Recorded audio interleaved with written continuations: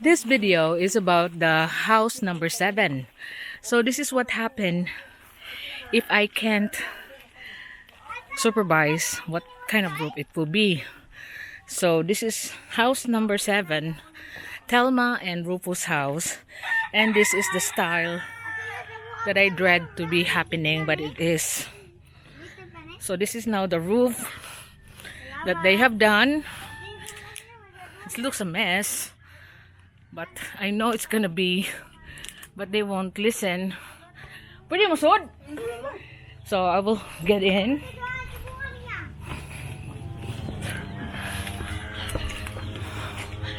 And this is what happened here now. So the roof is like that, because I'm helping them rebuilding their roof or their house. So the family sleeps here at the moment in this area while they are building the roof area that's blown away. Since I said to Thelma they have a few more blocks to do, might as well discontinue the block work. So human na ni. Kuha na lang kuwang nun. Ang kanina lang halo blocks ni mo. Sige. So we will be giving her the budget to get the blocks and the cement. Pila tong semento dito? Di ba to 195 no? So si Rufo ragya po yung mobile ani. Sure, ma'am. Because I think that Rufo lost his job because he worked in construction, and now because the mayor of Cebu City has declared that no work, no vaccine card, no work, and he's working for someone in the city, whereas Gwen Garcia don't impose that kind of restriction, so the provinces be okay. But since Rufo is working in Cebu City area, the mayor there insisted on no vaccination, no work, so Rufo lost his job because he didn't believe in vaccination. Because he's scared to have a complication because Rufo is suffering from goiter.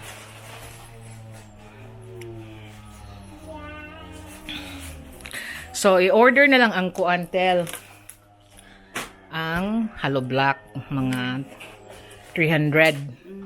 Ato lang kwintahan, we'll just count 15 by 100. It's 153545. Yeah, so let's have to calculate it better. So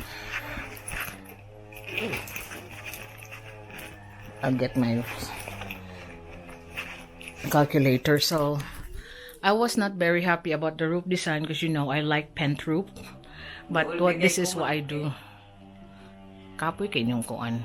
Nagimo kay this dali mo positive niyang yaw mo na ko diri mo nagpabaksin man ko ma'am. Ako na mga silingan ako na dunggan.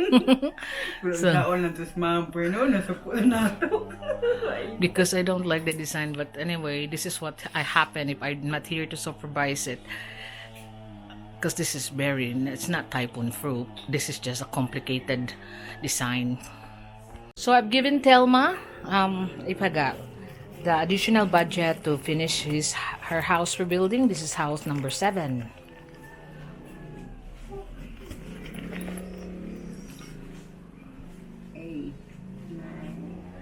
Oh, sige. Ikaw na lang order niya kuan. And if ever, I will try to find a job for Rufo sa building work that won't require vaccine. Guys, I think I know someone that's needing a builder. You know, kanang restaurant na siya, nanginahanglan siya panday. Tanawon sa, I'll just have to check, pero mo text ko nimo. Na naman kung siya hire si Jonathan. Ang sa kong palayason, ako pa inihangyo niya dito.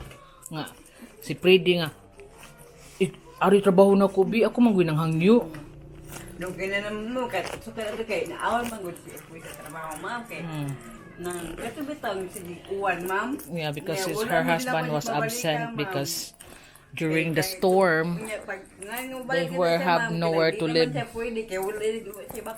So when he come back to the work, he go back to work, the employer, yeah, because she was stopping her husband to go back to work immediately because of after the storm. This is all open, as you can see, house number 7, and they got nowhere to sleep. They have been sleeping in tummies, but you know they can't do that forever, so that's why she needs him to do all the house roofing thing. So that's why I was here. That's why she became house number 7. So kuan. So Rufo lost his job because of this requirement of the city mayor of vaccine card, and also like the employer is not so keen because he is been absent for a while he's doing his house. They don't even consider that. So I will try to see if anything that I could help them, like finding a job for Rufo. But I'm not promising anything. But I know someone was asking for a builder. Sige, Tel. Mag-ari-ari lang niya ako. So this is what's happening with house number 7. Telma and Rupo's house. Thank you sa Tel. Thank you sa Telma. Kasi she's saying that without your help, donor, she still have no roof until now. Ako lang gihatag niya. Kamo na lang purchase ako an roof. Na naman to'y kabilya, Til, no? Lagi. So the rebars are here. They will be the one purchasing the hollow blocks and the cement. Nga naman dito yung mga bus si Tami. Gabita lang sa to kay sa naman dayga ka. Napay mo. Oh, gamitan sa to kay pa man sa tumukuan.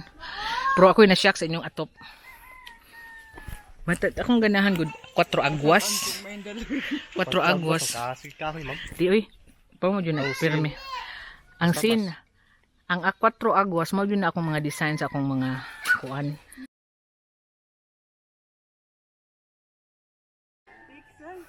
So, it's Telma and Rupo will be working on their house. Muna jud kay trabaho karon? Aw lagi.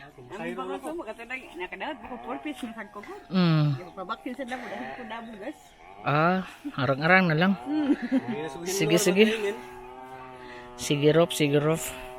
So, he's now just doing charcoaling and motorcycle driving. But at least they still find their way to earn a job, earn a living rather. At least na makugihan ring gyapon mo mangitag trabaho oy kaysa magtanga.